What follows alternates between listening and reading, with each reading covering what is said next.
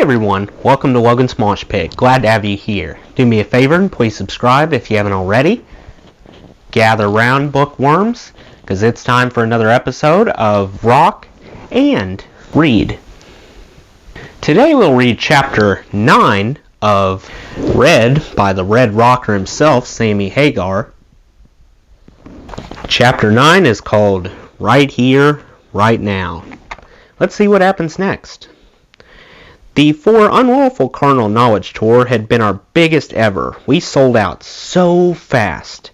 We were doing 2 and 3 nights in the amphitheaters, a growing end of the rock concert field in the 80s, these huge holes scooped out of suburban earth that held twice as many people as the indoor arenas, universally known in the business as sheds. At the end of the For Unlawful Carnal Knowledge Tour, we decided to do the live album Right Here, Right Now, if only to get a record out quick. We recorded and videoed Right Here, Right Now in Fresno as the tour was ending. After that Christmas with Carrie, she and I had taken off on a rocket ship. We flew to Maui and stayed there for 3 months. And while Carrie and I were off on our rocket ship, the Van Halen brothers were supposed to be in the studio mixing the live record. It should have been simple, but the dumbass brothers decided to take the live album because they were so bored back in the studio. That's when we started bumping heads. Looking back, I can see what happened. Al's marriage was washed up. Eddie's marriage had been on the rocks for some time, or at least that's how Valerie tells it. It got to the point where Eddie was pretty wasted much of the time. Eddie went to the Betty Ford Clinic. He did rehab a few times. It never lasted more than a couple weeks. When Al quit drinking, nobody changed. Eddie was drinking in front of him. But when Eddie came out of rehab, suddenly the rule was no booze in the studio. Not that I ever sat around drinking beers. Sometimes after we'd finish recording, I'd bring in a bottle of tequila and Mike and I would do a couple shots, laugh, and have a good time. And of course, Ed would do them too. He wasn't sober. He would keep everything stashed in the studio with Valerie at the house next door.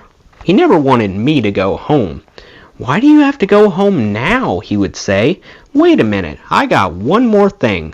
I don't like that part. We gotta recut that. You gotta re-sing this thing here." He wanted to keep me as late as he possibly could because he didn't want to go home. Because once he went home, he couldn't get back out and get to his stash. And once my car left their driveway and Valerie saw the lights and heard the engine and the gate open and close, then she knew I was gone. It got to the point where he was getting all up late at night and making stupid remarks because he wasn't on top of it. There was always some reason. He would never cop to that. He wanted me to stay because he didn't want to go home. Valerie's home. He's in the studio. Valerie leaves. He's in the house, drinking. As the mess got bigger, our conflicts grew.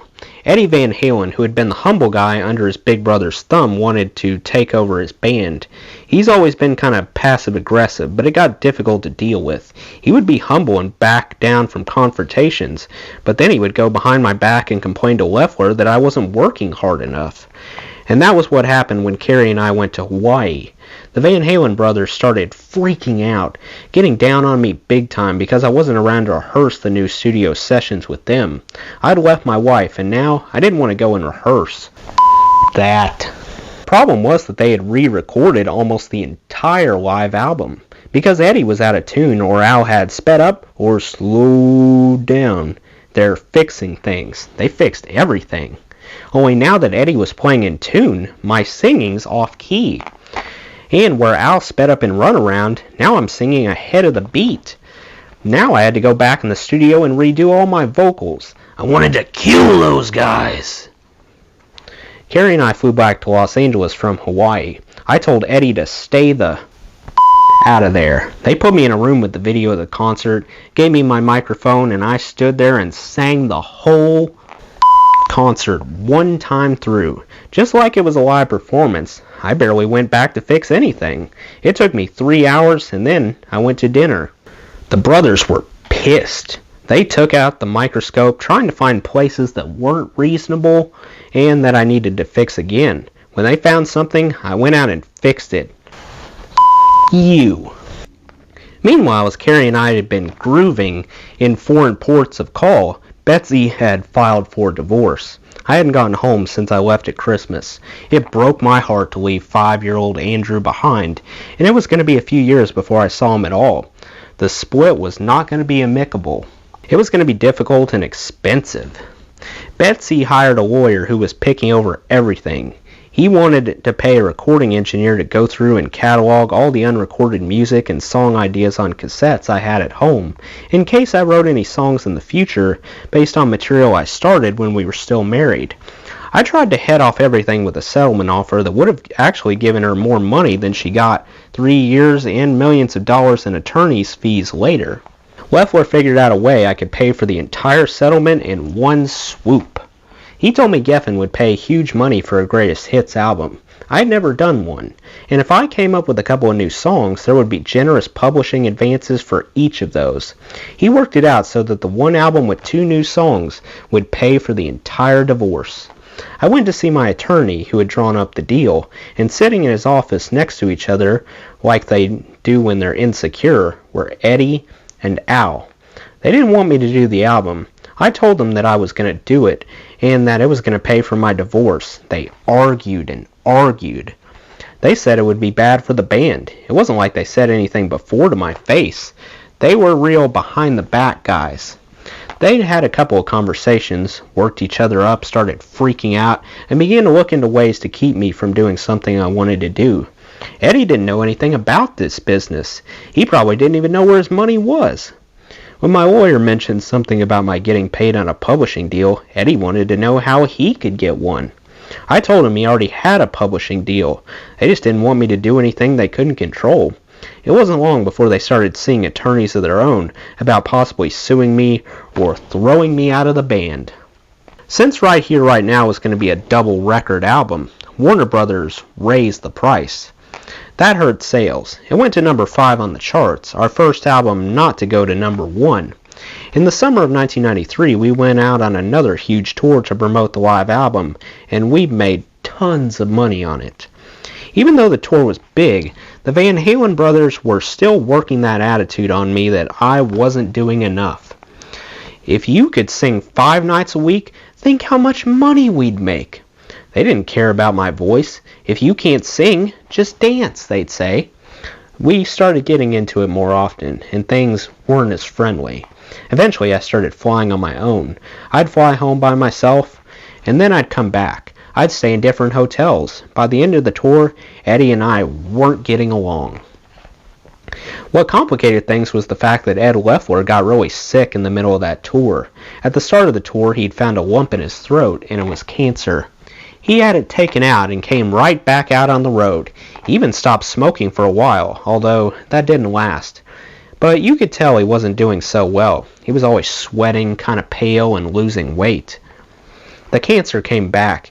He hit it with chemotherapy and radiation, and it spread. He was done. It was only a few weeks.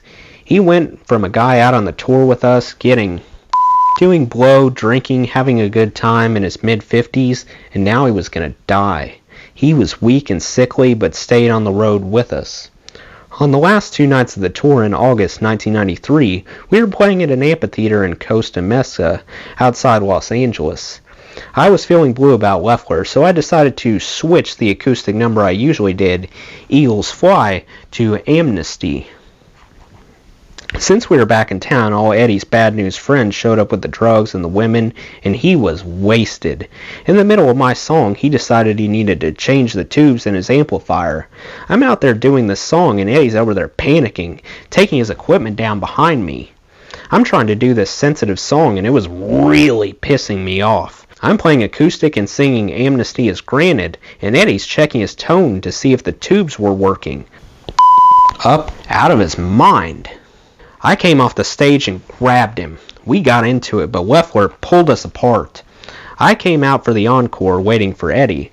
I was going to kick his ass right here, right now. Leffler shoved me in the back of a car and off it went. Later, I got a call from Al telling me that not only was that the first time we didn't do an encore, but Ed Leffler had collapsed. His legs went numb on him and he fell down and couldn't stand. They had him lying down. Eddie apologized and I came back the next night. He was like that. He would do the worst you could ever imagine. And the next day he'd be humble and whiny, crying and hugging you.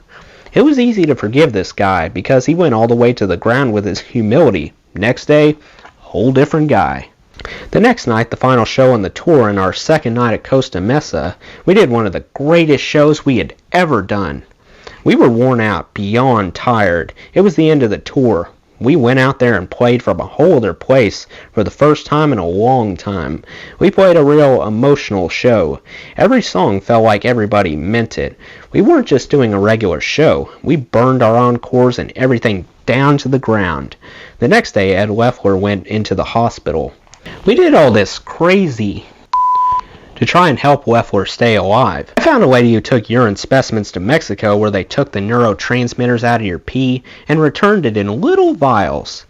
You shot it up every day, in the muscle, not intravenously. I made Ed do it. I did it with him. And then there was this purple goo, slime, that dyed your skin violet. We put his feet in it, supposedly to suck all the toxins out. We tried everything. He was walking around breathing oxygen out of a tank. We kept him alive for a month, maybe, with all these different things. He didn't have any hope. Leffler would just look at you and say, "Sure, okay, I'll try it." He was a real smart guy, but he didn't believe in hocus pocus. By October, I was getting ready to go to Mexico with Michael Anthony for my birthday. I went to see Leffler in the hospital the day before. He was in bad shape. They were taking a liter of fluid a day out of his lungs. He was on morphine. He asked me to massage his hands. He couldn't feel anything. I'm massaging Leffler's hands. I asked him who we should get to manage the band. "Just stay away from Howard Kaufman," he said. I couldn't believe it. Howard Kaufman managed the Seattle rock band with the two Wilson sisters, Heart, and Leffler was holding a grudge from a while back when Kaufman had pulled Heart and all the other bands he managed out of my travel agency because he thought Leffler owned it. Leffler didn't care who managed us after he died, but he took his enemies to the grave. A couple days later, Eddie and Al called me in Mexico to say that if I want to see Leffler alive again, I'd better get right back. I had a big celebration planned for my birthday and didn't want to leave. I called the hospital and talked to Leffler, who told me everything was fine, to stay where I was. The next night, I was going with my brother to play at the cantina, and I felt a cold wind blow through me. I looked at my brother. Wow, I just got the loneliest feeling. I feel lonelier than I've ever felt in my life, I said. I didn't think Leffler had died. I wasn't even thinking about Ed Leffler. Honestly, I was thinking about the gig. I walked out in this beautiful warm night and something walked right through me. I felt like the only person on the planet. I got the call at the club. Leffler had died, just like with my dad. My brother was there. He saw it happen. I did the show and got on a plane the next morning. I went to the funeral and did a little speech for Leffler. When he died, they put a gram of blow and a bottle of J&B scotch in his coffin. His friends were characters. They didn't take it lightly or unlovingly, but they did this crazy stuff. That was the end of Ed Leffler. Well, that's the end of Chapter 9. Sorry it was such a sad chapter. Rest in peace, Ed Leffler. Let me know what you thought of Chapter 9 in the comments below. That does it for today's video, guys. I hope you enjoyed. Make sure to like, comment, and subscribe if you haven't already. I really appreciate the support. I'll see you next time. Till then, rock on.